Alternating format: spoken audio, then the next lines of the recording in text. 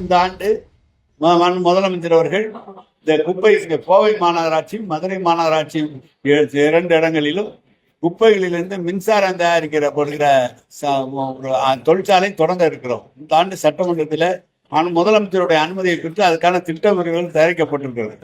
கோவையில மட்டும் இல்ல, அருகில் இருக்கிற குப்பையெல்லாம் கொண்டு வந்து கொட்டுகிற பணி என்று. எனவே இந்த பிரச்சனை விரைவில் முடிக்கப்படும். அண்ணாமலை வந்து நிறைய புகார் வந்துட்டே ஐடியா இருக்கேன். ஏற்கனவே சொல்லியிருக்கேன். அவர் என்னைக்கு எங்க தலைவரையோ இந்த ஆட்சியை பத்தி நல்லது சொல்லியிருக்காரு. அவர் எப்பவுமே அதுக்கு வந்து ரொம்ப மோசமாக நான் சொல்றேங்க. அவர் எப்பவுமே அவருடைய தகுதியை மீறி கீழே இறங்குறாரு.